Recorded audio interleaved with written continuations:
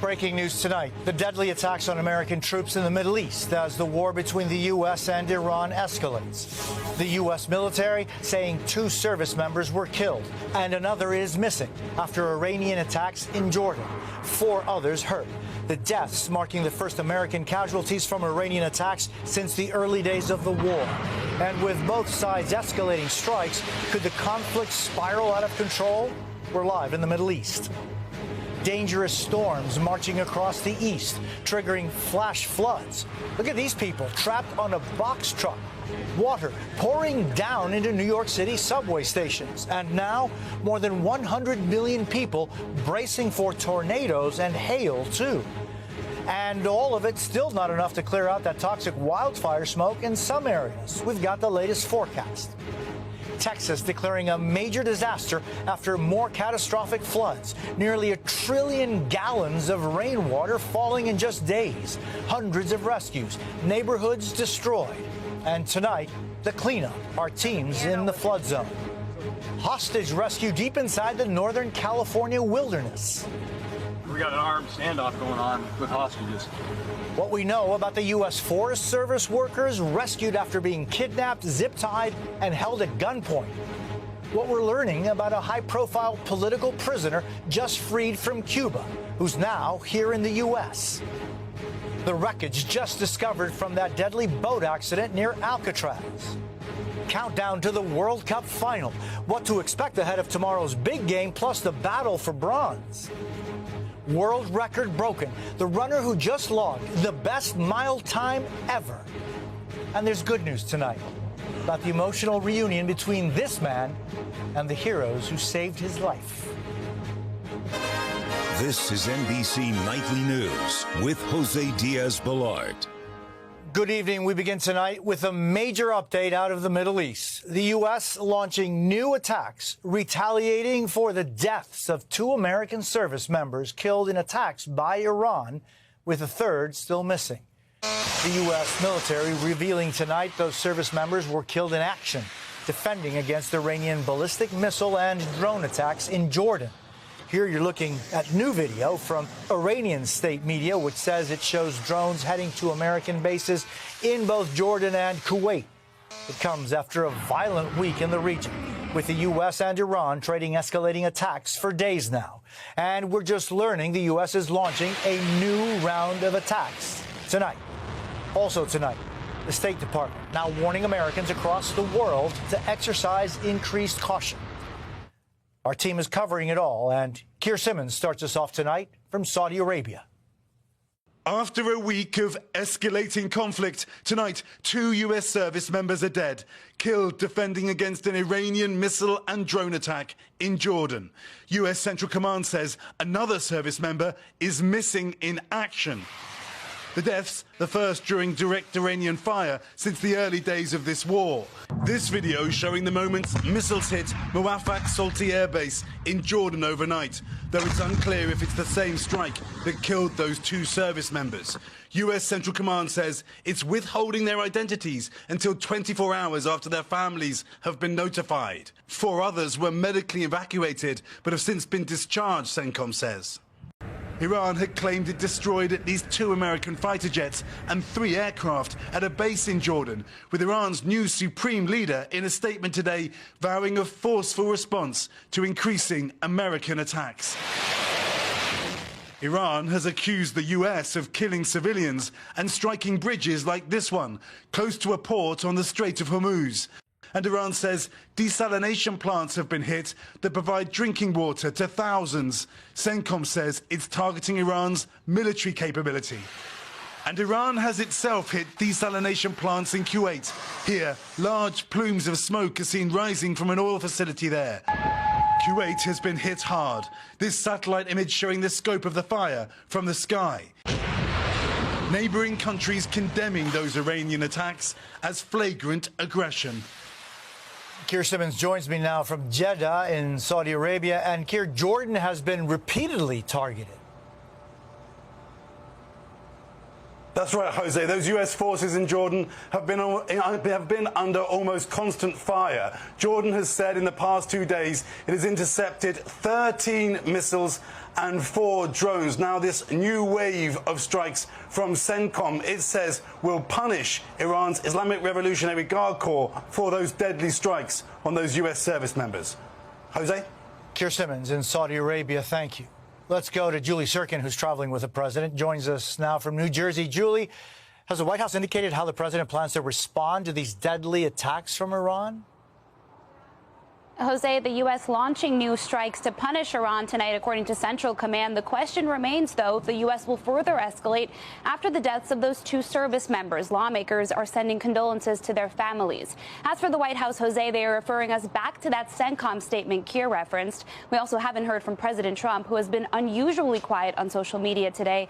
But remember, Jose, he told our Kristen Welker last month that he would take it very seriously if Iran killed more Americans. 16 service members have now died in this conflict, and days ago the president warned U.S. forces would hit all of Iran's civilian infrastructure, from power plants to bridges. We've now seen 8 straight nights of U.S. strikes against Iran, Jose, and there's real concern back here at home about this war widening since peace talks collapsed. Jose? Julie Sirkin in Bridgewater, New Jersey, thank you. And now to the dangerous storms putting more than 100 million people at risk across the Northeast.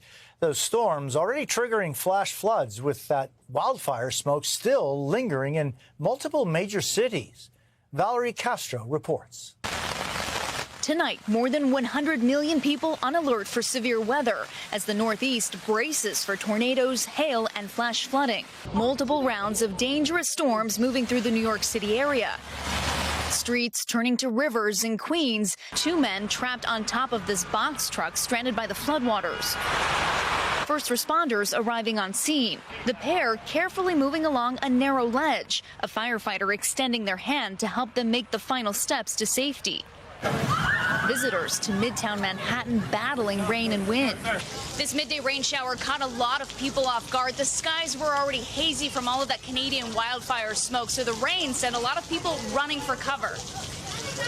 The rain came out of nowhere, and then from there, so right now, we're stuck. The water cascading down into subway stations. The weather impacting air travel, too. Ground stops issued at New York's LaGuardia and Boston's Logan Airport. Flights are being canceled out the wazoo. This all comes as the Canadian wildfire smoke continued to smother major American cities. Washington, D.C., blanketed with a thick layer of the smog. The smoky air settling in over the Philadelphia skyline and dimming the sunrise over lower Manhattan. This morning, a thick haze of unhealthy air enveloping New York, New Jersey Stadium, the site of tomorrow's World Cup final between Spain and Argentina. The air quality improving after the storms rolled through. And tonight, officials in Canada responding to President Trump posting, "We are holding Canada responsible for that smoke." You don't get on and start threatening and criticizing, because guess what? One day it's going to be your turn. And we're going to be down there without hesitation to support our neighbors. Valerie Castro joins us now from Brooklyn. Valerie, we see the Brooklyn Bridge there behind you. What conditions are you experiencing? Jose, right now there is a break in the storms here in New York City, though the sky is still a little hazy from all of that smoke. The threat for severe weather is not over yet, and the metro area could see wind gusts of up to 70 miles per hour before the day is over. Jose? Valerie Castro, thank you. I want to bring in meteorologist Matt Brickman from our NBC New York station. And Matt, how much worse could this get? Jose, this is definitely going to get worse before it gets better. We're not done. This cold front coming through tonight will bring more heavy rain and more severe weather across most of the Northeast. 100 million Americans under a severe weather threat tonight, including that enhanced risk from New York to Philadelphia and into D.C., out west through Pittsburgh as well. And that includes the potential for tornadoes tonight in an area of the country that doesn't typically see all that many. I think the flood risk is even greater. It covers a larger portion of the country with more rainfall rates between 2 to 3 inches an hour. Now, once this is done tomorrow morning, the storms clear out. The smoke should clear out as well ahead of the World Cup final on Sunday, Jose. Matt Brickman, thank you very much. We're also tracking the major disaster declared in Texas tonight after nearly 1 trillion gallons of rain has fallen in parts of the state. And tonight, the cleanup. Priscilla Thompson reports. Tonight, families across the Texas Hill Country cleaning up after that catastrophic flooding swept through the region. Hundreds of high water rescues this week. Nearly 1 trillion gallons of water estimated to have fallen in the hardest hit counties. The state's governor already signing a major disaster declaration and asking for federal help. Today, we saw some of the many families now in need firsthand. And this line stretches more than a mile. It's full of hundreds of families hoping to get flood supplies. In Kerr County, dozens of volunteers helping the Carpenter family clean up. Inside their home of more than 60 years, everything now stripped down to the studs. The water's powerful enough to pick up their 1,200-pound piano. And when you all found it, it was way down there. Wow. Carrying it across the room. 85-year-old Robbie Carpenter tells me that with no flood insurance, it will cost hundreds of thousands to rebuild. Still tonight, his son David says they're grateful. It's just stuff. And we have people. That's the difference between this year and last year. We have a sense of joy because we're not recovering people. But the property loss is significant. The death toll stands at least 2. Governor Greg Abbott crediting lessons learned from the 2025 floods that claimed more than 100 lives. Everybody in Texas has been far more prepared to deal with what has happened this year. There again is one reason why lives have been saved. And Jose, there are still huge chunks of pavement ripped up by floodwaters all along this roadway, but already crews are out laying fresh asphalt as they work to reopen the roads here. And tragically tonight, we are learning of 5 people killed in Wayne County, Utah. The sheriff there saying that they are all believed to be family members and the suspected cause is flooding. Jose? Priscilla Thompson in Kerr County, Texas. Thank you. And now to the World Cup and the countdown to tomorrow's high-stakes final. Jesse Kirsch has it all. America's summer of soccer all coming down to one final thrilling weekend. First up, England toppling France near Miami today. The 3 Lions finishing the tournament in 3rd place. Now anticipation building for tomorrow's blockbuster final in New Jersey. It's going to be a hard final for sure. Argentina aiming for back-to-back World Cup titles in what could be 39-year-old superstar Lionel Messi's last ever World Cup match. To pull it off, they'll need to beat Spain and 19-year-old phenom Lamine Yamal. For the team's 2 biggest stars, Sunday will be a remarkable reunion. Look at this photo from almost 20 years ago. That's a young Lionel Messi posing with a baby boy for a charity calendar photo shoot. The baby? Lamine Yamal. Es una locura. Messi calling it crazy how that duo will now square off for the title. The winning team takes home $50 million in prize money, with $33 million going to the runners-up. Tomorrow's final also includes a mega halftime show featuring Madonna, Shakira, Justin Bieber, and BTS. And if that didn't already feel like the Super Bowl, for the first time ever, FIFA will give the winners championship rings. All of it surrounded by heavy security, with President Donald Trump expected to attend. And if Lionel Messi does clinch tomorrow, Argentina will become only the 3rd nation to ever win back-to-back men's World Cup titles, something we have not seen in over 60 years. Jose? Jesse Kirsch in Miami, thank you. And for all the action, you can watch tomorrow's final en Español on Telemundo and Peacock. Still ahead tonight, the dramatic rescue mission to save U.S. Forest Service workers who were kidnapped. Back now with a disturbing hostage case in Northern California. 2 U.S. Forest Service workers were taken hostage, zip-tied, and held at gunpoint while the suspects were in a standoff with authorities for hours. Morgan Chesky reports. What's the occasion? We got an armed standoff going on with hostages. Oh, my God. Tense moments caught on camera as a frightening hostage crisis played out in real time. Authorities say 2 Forest Service workers were taken at gunpoint by a father and son in a remote wooded area of Northern California near Mount Shasta. The suspects identified as 49-year-old Joseph Henriksen and his 23-year-old son, Phoenix, who investigators say zip-tied the workers before forcing them into a trailer. Federal prosecutors say that's when the elder Henriksen used one of the victim's own cell phones to call law enforcement, threatening to open fire on anyone who approached, saying he wanted to speak with the FBI. That threat launching a massive law enforcement response. When did you begin to get involved in this incident? I was driving along Forest Service 26, and let's say two people in camo gear with guns started hailing me down. Hank Magnuski's drive to his cabin cut short when officers asked for a ride to the remote scene.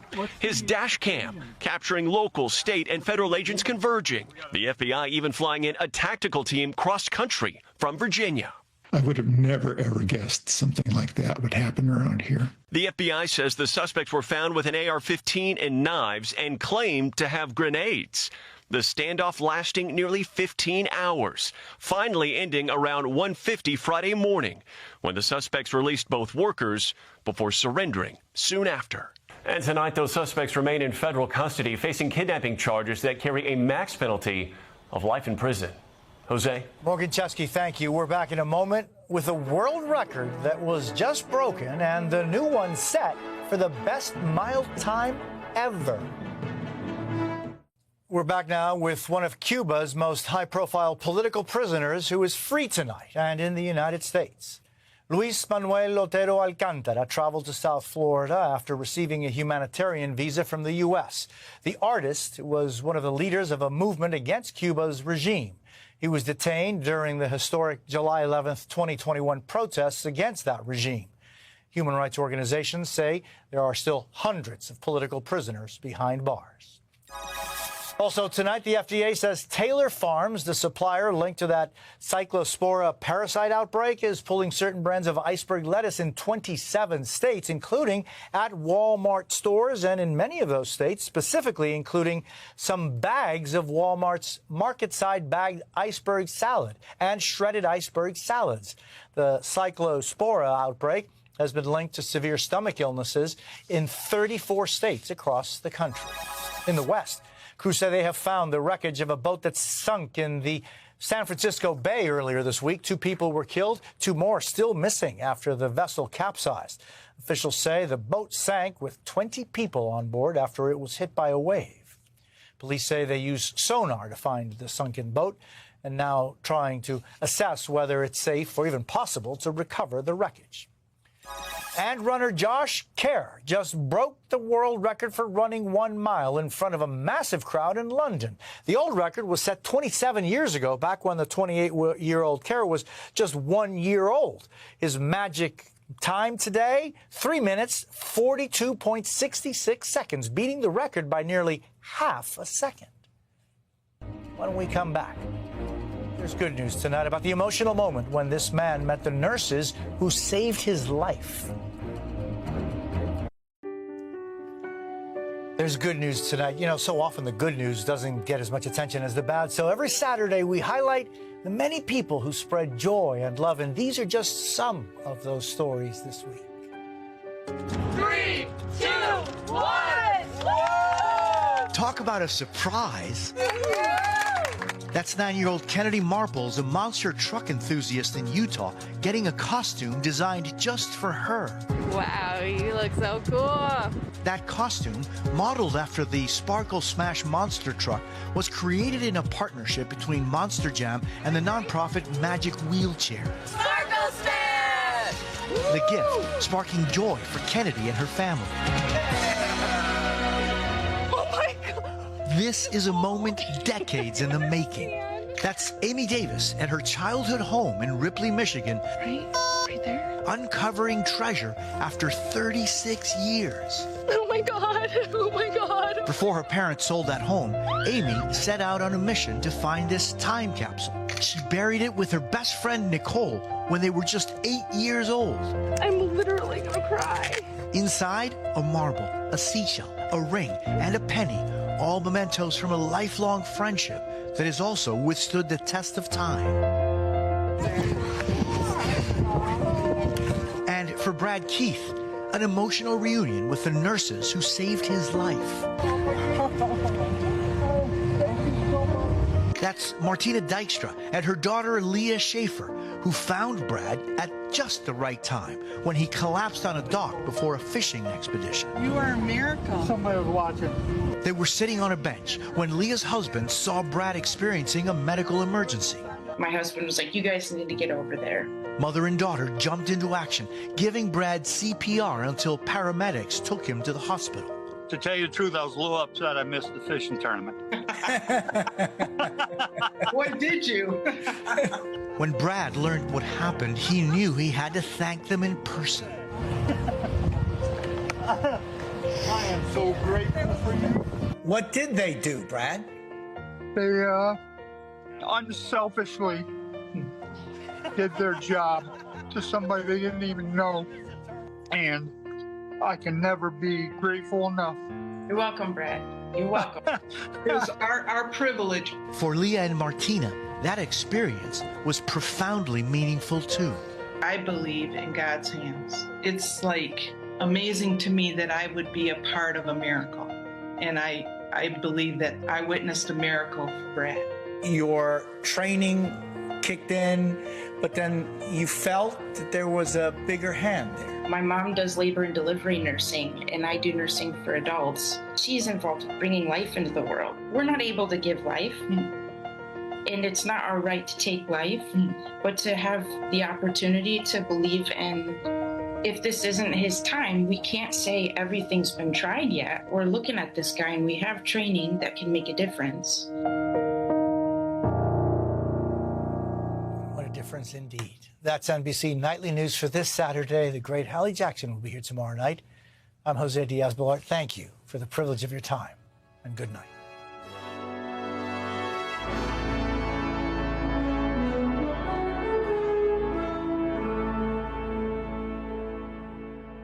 We thank you for watching, and remember, stay updated on breaking news and top stories on the NBC News app or watch live on our YouTube channel.